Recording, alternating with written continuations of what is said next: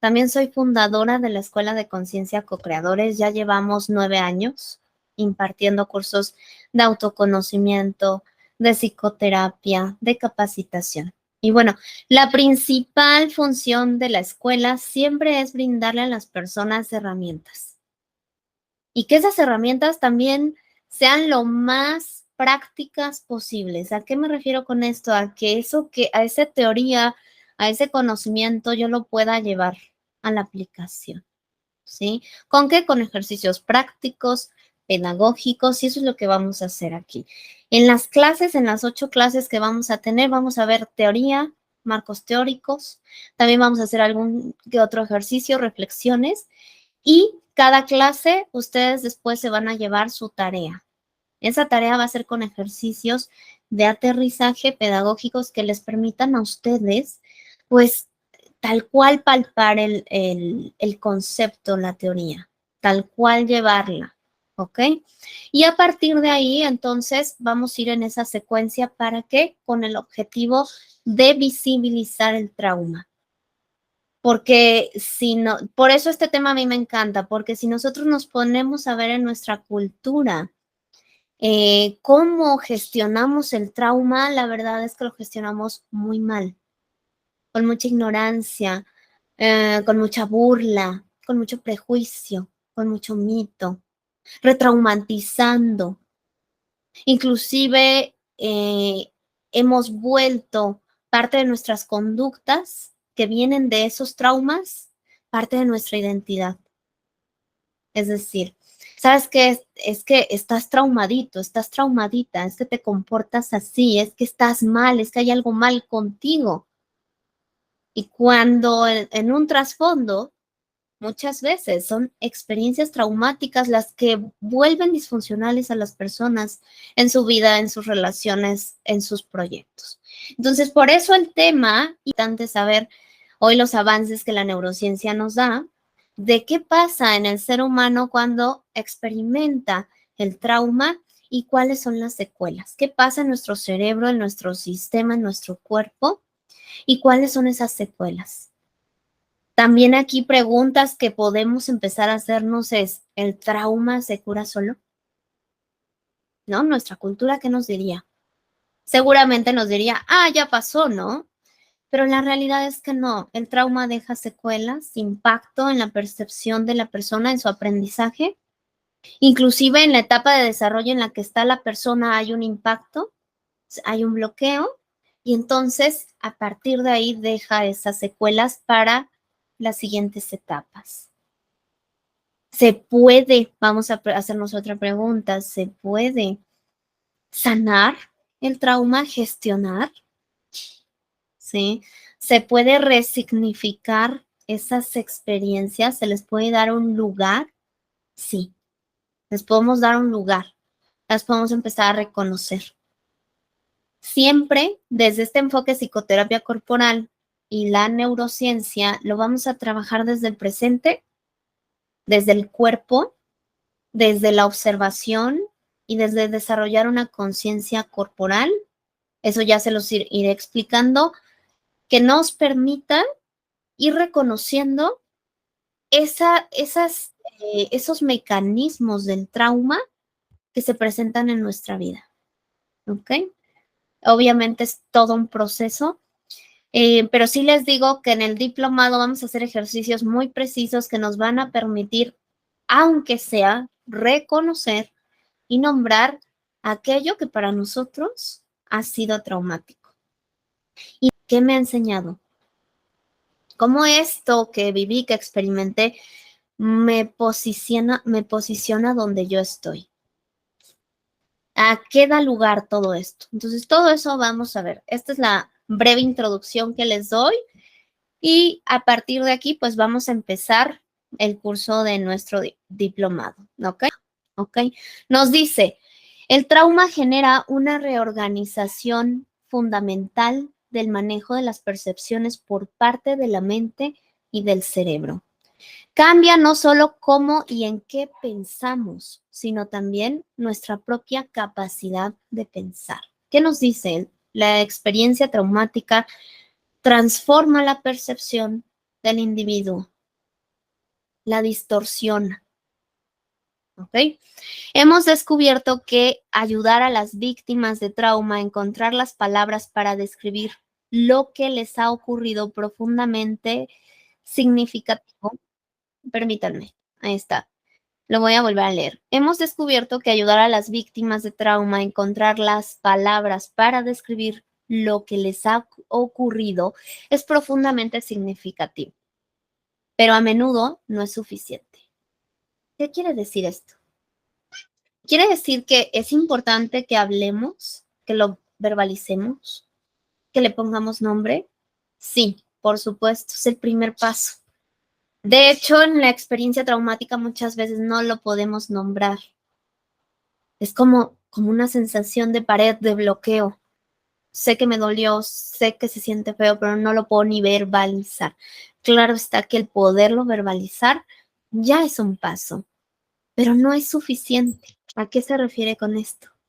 Se refiere que tenemos que integrar el cuerpo, la emoción, la sensación, el sistema más primitivo de nuestro cerebro, el reptiliano, las reacciones primitivas, que es donde se guardan esas informaciones, tanto de supervivencia como de trauma. No es suficiente la narrativa, que lo hablemos, que lo nombremos, ¿ok? La parte racional. ¿Qué más nos dice esto? El acto de contar la historia no altera necesariamente las respuestas físicas y hormonales de un cuerpo que permanece hipervigilante. ¿Qué quiere decir hipervigilante? Que está ese sistema primitivo nervioso de supervivencia a la defensiva, ¿sí? Que se quedó a ver qué me va a pasar. Obviamente esto es totalmente inconsciente. No es algo que se pueda resolver por eso con la razón. Es algo que se tiene que ir al cuerpo. Se tiene que bajar. ¿Ok? Preparado para ser asaltado o violado en cualquier momento. Esa es la respuesta del cuerpo. ¿En qué momento me va a volver a pasar o a suceder? De aquí vienen mucho de las características del estrés postraumático, de la hipervigilancia, del no poder dormir, del no poder descansar, del exceso de estrés, de la fatiga, porque eso hace nuestro cuerpo ante el trauma, se pone en esa supervivencia.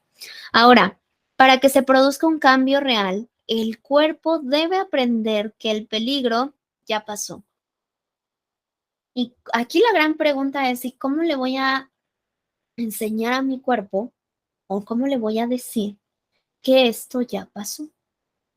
A esto le vamos a llamar la renegociación con la memoria traumática.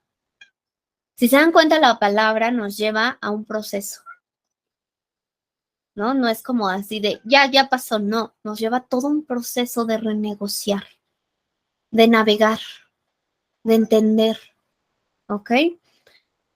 Y nuestra investigación para comprender el trauma nos ha llevado a pensar de modo diferente no solo sobre la estructura de la mente, sino también sobre el proceso mediante el cual se cura.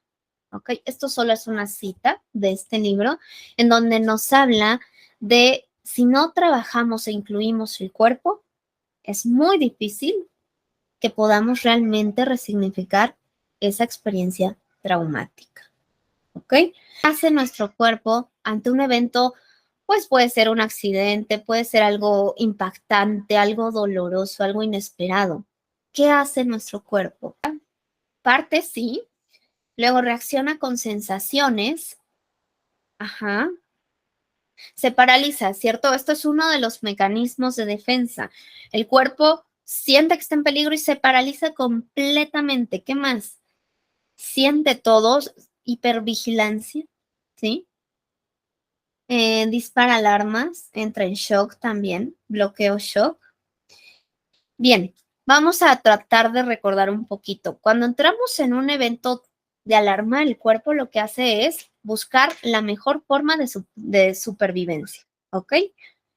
En estas tres formas de supervivencia está el bloqueo, está la huida, ¿ok? Es decir, me viene toda la energía hacia mí para que pueda yo escapar de esta situación o está la batalla.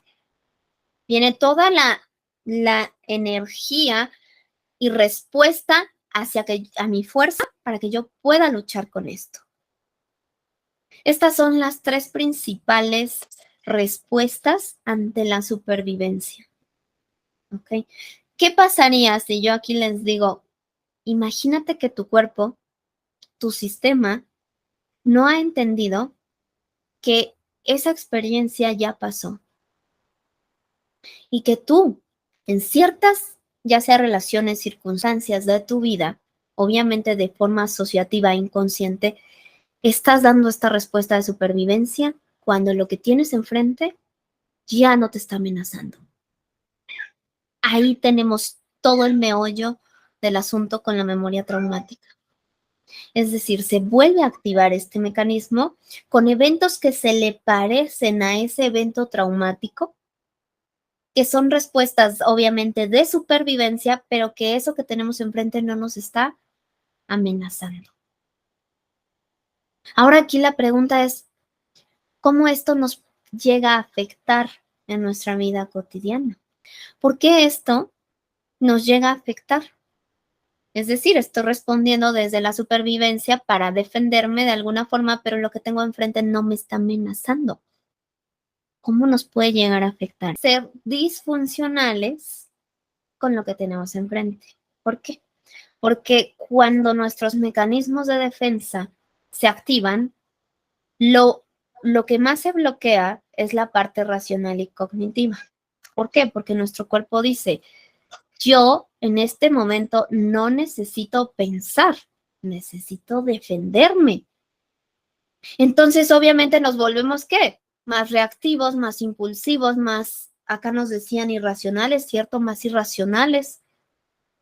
E inclusive es cuando decimos, es que no puedo pensar con claridad en esta situación porque estamos inmersos en esa reacción. Por eso nos vuelve disfuncionales. Ya si lo llevamos a varias áreas de nuestra vida, podríamos ahí, porque cada uno tiene diferentes experiencias y asociaciones, pero si ya lo vamos observando, nos vamos a ir dando cuenta. Poco a poco, aquí reaccioné de una reacción desproporcionada. Y después me di cuenta que no era una amenaza, ¿se entiende esto? Poco a poco lo podemos ir acomodando, irnos dando cuenta. Pero entonces en ese momento mi parte más primitiva estaba tratando de defenderse. Entonces sí, ahora aquí, ahorita les paso la palabra, me dice aquí María, el cuerpo se llena de estrés y bioquímica en el cuerpo que se queda grabado en el... Exactamente ese estrés, porque el que nosotros pasemos tanto tiempo en este mecanismo de supervivencia genera un desgaste profundo en el sistema, en el organismo, genera un estrés impresionante, demasiado cortisol, que es como, de hecho han hecho estudios que el cortisol es proporcional, el exceso de cortisol es proporcional a una cruda por consumo alcohólico en las afectaciones al organismo. Entonces de ahí viene la fatiga crónica, de ahí viene no puedo dormir. ¿Por qué? Porque estoy en esa hipervigilancia. Entonces, por supuesto que nos vuelve disfuncionales todo esto, ¿cierto? A ver, entonces, nos queda claro con todo esto de por qué el trauma, por supuesto que al ser humano le impacta y le influencia en toda su vida, ¿sí? ¿Qué más? También le influencia y es en el primer lugar en su autoestima. De ahí en la forma de cómo se relaciona con todo, con el mundo, con los demás, ¿ok? Entonces, todo el sistema se ve afectado por esta respuesta de estrés primitiva, ¿ok? Ahora vamos a ver, el ser humano a lo largo de su vida experimenta eventos impactantes, traumáticos, e inclusive desde que éramos chiquitos. ¿Cuál es un evento traumático? Por ejemplo, accidentes, cosas que se salen de nuestro control, accidentes, desastres naturales, tragedias, pérdidas, duelos. Vamos a entender que la experiencia traumática no depende como tal del entorno ¿cómo decirlo?, del evento exterior, sino la experiencia traumática es el impacto que tiene en la psique del individuo y en cómo el individuo lo interpreta y cómo le afecta y cómo deja eso huella. Es decir, pueden estar 100 personas en una misma habitación y puede pasar una tragedia en esa misma habitación y cada una va a experimentar esa experiencia traumática de una forma individual. A cada una le va a afectar de una forma y una asociación única. Eso es bien importante entenderlo en la experiencia traumática, porque cuando vamos a observar, vamos a ir a reconocer qué pasó. Es decir, cuáles son esas sensaciones, esas emociones, ese miedo, esa angustia que nos muestra el cuerpo. Y no va a ser lo mismo una persona que otra, aunque hayan estado en el mismo lugar. No lo van a resolver con los mismos recursos, de la misma forma. ¿Ok? Entonces, todos los seres humanos hemos pasado por este tipo de experiencias traumáticas. Ahí nos sensibilizamos. También este tema es para sensibilizarnos. No todos, nadie está exento. Lo que da lugar a un cambio de estructuras psíquicas y cerebrales que desordenan y afectan las funciones emocionales, cognitivas y conductuales. Digamos que es una amalgama emocional, corporal, emocional, cognitivo, conductual. A veces se estudian como por separado, ¿no? Lo conductual es cómo te comportas y qué haces, ¿ok? Lo emocional es qué sientes y cómo reaccionas ante lo que estás experimentando. Lo cognitivo es también el proceso más consciente que haces para tanto entender y dar una respuesta a lo que estás experimentando. El cuerpo es la vía para que todo eso suceda. Es una amalgama, no están separados. ¿Ok? Si lo trabajamos desde ahí, entonces podemos realmente explorar poco a poco. Si lo trabajamos separado, va a ser muy difícil. ¿Cómo sería trabajarlo separado? ¿Solo desde, por ejemplo, la parte más racional? ¿O solo, por ejemplo, solo la emoción? ¿O solo la parte corporal? ¿Se entiende? ¿O solo el entendimiento y el aprendizaje? Tenemos que hacer un trabajo en conjunto para que se pueda realmente resignificar.